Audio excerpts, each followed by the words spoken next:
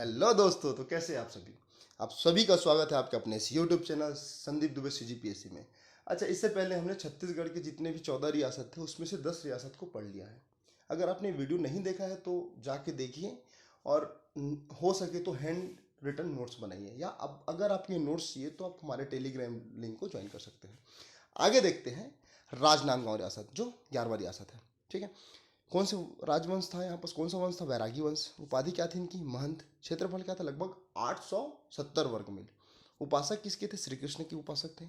और इसके आदि पुरुष के मैं अगर बारे में बात करूं तो आदि पुरुष थे प्रहलाद दास, या प्रारंभिक जमींदारी किन्होंने प्रारंभ करा था? प्रहलाद दास ने। कुछ महत्वपूर्ण शासक के बारे में देखते हैं, लेकिन उससे पहले मैं बता दूं, जो राजनांदगांव रियासत था वो पांडरदा, मोहबाना और डोंगरगढ़ परगने को मिला के बना हुआ था। आगे देखते हैं। पहला शासक हुआ, मतलब इसके बाद का शासक हुआ हिमांचल दास। किसके बाद का शासक हुआ? जो उसके संस्थापक थे प्रहलाद दास के बाद हिमांचल दास। हिमांचल दास क्या थे? गायक थे। वेंकोजी भोसले ने इनको से खुश होकर इनको मोहगांव जमींदारी भेंट में दी। अगला शासक हुआ मौजीराम। मौजीराम भी बहुत ही अच्छे शासक थे, इनके शिष्य थे हिमांचल दास के, और भोसले इनको इनसे खुश होकर इनके कार्य से डोंगरगढ़ परगना को गिफ्ट किया, मतलब भेंट में दिया। ठीक है, अगला शासक हुआ महंत गुरु घासीदास, या महंत घासीदास। गुरु घासीदास नहीं, महंत घासीदास। महंत घासीदास के समय राजनांदगांव जो है वो सामांती राज्य बना, मतलब अंग्रेजों के कब्जे में आ गया। ठीक, इनके समय एक अफगान युद्ध होता है। अफगान युद्ध के दौरान क्या करते हैं, ये अंग्रेजों का सहयोग करते हैं, जिस कारण वायसराय लिटन द्वारा इनको 1,10,000 की भेंट दी जाती है। ठीक, अच्छा, इन्हीं के समय एक आंदोलन हुआ था। आंदोलन का नाम ध्यान में रखना। राजनांदगांव में जो 1879 में एक आंदोलन हुआ था जिसका नाम है बेगार विरोधी आंदोलन। ठीक, ओके। अगला शासक होता है महंत बलराम दास। महंत बलराम दास, तो महंत बलराम दास का कार्यकाल 1800 से 1883 से 1897 था। ये क्या थे? सबसे पहले याद रखना, इन ये मतलब लगभग 83 से, लेकिन इनका पूर्ण अधिकार आता है 1891 में। ठीक है, और ये इनके समय में प्रथम बुनाई सिलाई मिल की स्थापना हुई। और सबसे महत्वपूर्ण ये क्वेश्चन है दोस्तों, इसको बिल्कुल हाईलाइट करके रखना, नोट बना लेना, कि बीएनसी मिल की स्थापना 1892 में हुई। तब शासक कौन रहे? तब शासक रहे महंत बलराम दास। इनको राजा बहादुर की उपाधि मिली अंग्रेजों से। अगले शासक होते हैं, सिर्फ नाम याद रखना है, महंत राजेंद्र दास, महंत सर्वेश्वर दास, और लास्ट में होते हैं महंत दिग्विजय। इनका कार्यकाल रहता है दिग्विजय का 1938 से 47 तक, क्योंकि अब 1947 में भारत स्वतंत्र हो चुका था, गणतंत्र हो चुका था। ठीक, स्वतंत्र हो चुका था एक्चुअल में। कारण ये था, तब भारत को विलय पत्र में, जितने भी रियासत थे विलय पत्र में हस्ताक्षर करना था। ये अल्पवयस्क था, इस वजह से इनकी माँ महारानी जयंती देवी विलय पत्र पर हस्ताक्षर करती है। याद रखिएगा, महारानी जयंती देवी कोई महारानी या शासिका नहीं होती, ये अपने पुत्र के स्थान पर हस्ताक्षर करती है क्योंकि वो अल्पवयस्क रहता है। राजनांदगांव रियासत। ठीक है, अगला देखते हैं खैरागढ़ रियासत। खैरागढ़ रियासत, तो खैरागढ़ रियासत में कौन सा वंश का संचालन था, इस वर्चस्वता था? कौन से वंश थे? नागवंश थे। नागवंश एक पुस्तक, उसमें इसका उल्लेख है। क्षेत्रफल 1930 वर्ग मील था। पहले इनकी राजधानी पहले इनकी राजधानी खोलवा था। ठीक, बाद में खैरागढ़ हुआ। खैरागढ़ को स्थानांतरित किसने किया? खड़गराय। अभी आगे देखेंगे। अच्छा, महत्वपूर्ण क्वेश्चन ये है, संस्थापक या आदि पुरुष। तो यहाँ के संस्थापक थे लक्ष्मी निधि राय। लक्ष्मी निधि राय, इन्हीं के समय एक कवि हुआ करते थे दलपत देव, जिन्होंने छत्तीसगढ़ शब्द का प्रथम प्रयोग किया। आगे देखेंगे। अब शासक के बारे में कालानुक्रम के रूप में थोड़ा महत्वपूर्ण शासकों को देखते हैं। अच्छा, एक इसके पहले एक और चीज़ याद रखना, खैरागढ़ रियासत एकमात्र ऐसा रियासत था, खैरागढ़ एकमात्र नहीं, सर्वाधिक टकोली देने वाला, टकोली, सर्वाधिक टकोली देने वाला रियासत। ठीक, अब देखते हैं लक्ष्मी निधि राय।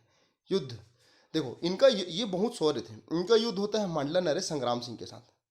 मांडला नरेश संग्राम सिंह के साथ, और ये इनको हरा देते हैं। इस एवज में जो मराठा रहते हैं ना, उनको खोलवा नामक क्षेत्र को देते हैं, और खोलवा को ये क्या बनाता है? अपना राजधानी बनाता है। तो इन्हीं के समय एक कवि था दलपत राम, जैसे मैंने बताया दलपत राम। लक्ष्मी निधि राय चित्रगढ़ी एक कविता है उनका, उसमें छत्तीसगढ़ शब्द का प्रथम प्रयोग किया। ठीक, अगला शासक होता है खटगराय। तो खटगराय ने क्या किया? महत्वपूर्ण शासक था, ये भी शासक था, मतलब शौर्यता के कारण बहादुर शासक था। इनको एक जगह मिला खैरागढ़, तो इन्होंने राजधानी परिवर्तन कर दी। राजधानी परिवर्तन किन्होंने की? खड्गदेव ने। ठीक है, इन्होंने राजधानी परिवर्तन करी। ठीक, अगला अगला शासक हुआ टिकैत राय। टिकैत राय के बारे में बस इतना याद रखना कि डोंगरगढ़ की जमींदारी का विद्रोह का दमन किया। ठीक है, आगे देखते हैं। दिक दिक्पाल सिंह। दिक्पाल सिंह के बारे में बस इतना ध्यान रखना, छुरिया और सिंगारपुर एक्चुअल में ना नांदगांव के शासक को हराकर इनको दो जगह भेंट में मिली, एक छुरिया दूसरा सिंगारपुर। अच्छा, एक्चुअल ऐसा होता है, टिकैत सिंह के समय डोंगरगढ़ की जमींदारी का विद्रोह होता है, मतलब विरोध होता है। टिकैत सिंह इसको दबा देंगे, दबाते तो उनके अगले शासक कौन है, दिक्पाल सिंह। तो जो जो हारा हुआ पक्ष रहता है ना डोंगरगढ़ क्षेत्र से, वो जाता है दिक्पाल के पास, बोलता है कि सरकार मुझे कुछ जगह दे दो ताकि मैं अपना जीवन यापन कर सकूं। तो दिक्पाल सिंह ने दो गांव दिया वहां के शासक को। कहाँ के, नांदगांव के शासक को, छुरिया और सिंगारपुर। बस इतना कहानी है, अगर याद नहीं होता तो बस नाम याद रखना। अगला शासक हुआ लाल फतेह सिंह। ठीक, 1957 की क्रांति, 1857 की क्रांति में इन्होंने अंग्रेजों का समर्थन किया। अच्छा, भारत में सबसे बड़ा कमी या हम इतना लंबे समय तक गुलाम रहने का मुख्य कारण है कि हमारे जो रियासत थे ना, उसमें कुछ रियासत के जो शासक रहे वो अच्छे से प्रतिनिधित्व नेतृत्व नहीं कर पाए, अंग्रेजों के पक्ष में चले जाते थे। ये महत्वपूर्ण, इसका दूसरा मुद्दा है।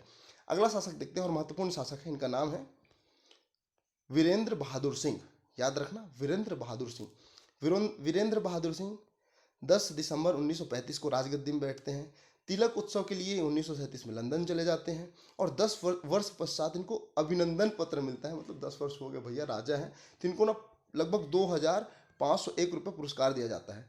और यही वो व्यक्ति हैं जो विलय पत्र में हस्ताक्षर करते हैं। ठीक है, नाम क्या है, राजा वीरेंद्र बहादुर सिंह। अगला छुई खदान रियासत। छुई खदान के बारे में देखते हैं, संक्षिप्त में पढ़ेंगे इसको। छुई खदान रियासत 13वां रियासत है, जिसकी राजधानी पहले कोणका थी, बाद में छुई खदान हुई। ठीक, उपाधि क्या थी, महंत की। कौन सा राजवंश था, बैरागी। संस्थापक या आदि पुरुष कौन थे, महंत रूपदास। ठीक है, देखते हैं। महंत रूपदास कोड़का जमींदारी विद्रोह का दमन किया और मराठों की ओर से प्रतिनिधित्व किया। इन्हीं के समय से इनका कार्यकाल के बारे में एक क्रमबद्ध तरीके से पता चलता है। अगला शासक हुआ महंत तुलसीदास, फिर महंत बाल मुकुंद दास, फिर महंत लक्ष्मण दास। तो लक्ष्मण दास के समय ये जो क्षेत्र था ना ब्रिटिश नियंत्रण में आ गया था, मतलब सामंती राजधानी, सामंती राज्य बन चुका था। इन्हीं के समय एक आंदोलन होता है। ये आंदोलन SEE मतलब जो CGPSC द्वारा जो अभियांत्रिकी के लिए एग्जाम हुआ था ना 2017 में, उसमें क्वेश्चन आया था कि लगान बंदी आंदोलन कब हुआ था या कहाँ हुआ था। तो कहाँ हुआ था, तो छुई खदान। कब हुआ था, कब हुआ था, 1939 में। ठीक, अगला शासक वल्लभ किशोर दास। ठीक, और लास्ट शासक होता है, मतलब साइन करने से पहले ये शासक है, इनका नाम है ऋतुपर्ण किशोर दास। ये ऋतुपर्ण किशोर दास ने क्या किया था, विलय पत्रिका में हस्ताक्षर किया था। ठीक है, लास्ट शासक होता है, मतलब अब लास्ट राजधानी रियासत देखते हैं। अगला रियासत है कवर्धा रियासत, 14वां। वंश गौड़ राजाओं का क्षेत्र था ये। क्षेत्रफल 800 वर्ग मील लगभग। ठीक है, कवर्धा क्षेत्र पहले नागवंशियों के अधीन था, मतलब उनके प्रभुत्व में था। यहाँ पर जो राजा थे, जो शासन करते थे, फड़िग नागवंश, इन्होंने डोंगर कवर्धा महल का निर्माण करवाया। ठीक है, और कवर्धा महल नहीं, एक्चुअल में फड़िग नागवंशों ने भोरमदेव मंदिर का निर्माण करवाया, मड़वा महल का निर्माण करवाया। 1089, 1349, तो वो बात अलग मुद्दा है फड़िग नागवंश का। ठीक है, लेकिन इसके बारे में देखते हैं। इसके संस्थापक, यही क्वेश्चन था जो अभियांत्रिक परीक्षा 2022 में हुआ था, CG व्यापम द्वारा लिया गया था कि कवर्धा रियासत के आदि पुरुष से संस्थापक कौन रहे या कौन थे, महाबली सिंह। इसी कारण ये पूरा वीडियो सीरीज है। अगला देखिएगा, इसको अच्छे से पढ़ना। इनका संबंध ना कवर्धा और पंडरिया, मतलब कवर्धा और पंडरिया का जो जमींदारी के बीच में पारिवारिक संबंध था कि भैया अगर कवर्धा में कुछ हानि या फिर नुकसान होता है, कोई आक्रमण करता है, तो पंडरिया उसका सपोर्ट कर, मतलब पारिवारिक संबंध था। तो यही एक घटना होता है ना कि कवर्धा में ना जो अंतिम जो शासक रहते हैं उनका वंश नहीं मिल पाता, तो वो किसके फिर नेतृत्व में आ जाते हैं, पंडरिया, फिर सहयोग करते हैं ऐसा कुछ। तो अगर मैं बात करूं कुछ महत्वपूर्ण, एक है Bahadur Singh. Viceroy John Lawrence ने इनको सनत की उपाधि प्राप्त की, महत्वपूर्ण नहीं है। धर्मराज सिंह अल्पवयस्क थे, धीरे से बढ़े, फिर ब्रिटिश गवर्नमेंट ने धर्मराज सिंह को ये शासन पूरा सौंपा और इन्होंने ही कवर्धा महल का डिजाइन करा। कवर्धा महल का डिजाइन किसने करा, धर्मराज सिंह ने। तो और अच्छा, धर्मराज सिंह वही व्यक्ति हैं जो भारत में विलय पत्रिका में हस्ताक्षर किए। इस प्रकार जितने भी हमारे रियासत हैं वो लगभग हो गया है। इसका एक सिनॉप्सिस के फॉर्म में डायरेक्टली संस्थापक, आदि पुरुष और जो साइन किए वो, और थोड़ा बहुत इतिहास के विलय पत्रिका में कैसे साइन किए, क्या हुआ, मैं अगले वीडियो में दूंगा। अच्छा लगेगा तो शेयर करें, सब्सक्राइब करें, इस चैनल को लाइक करें। ठीक है, मिलते हैं अगले वीडियो में। धन्यवाद।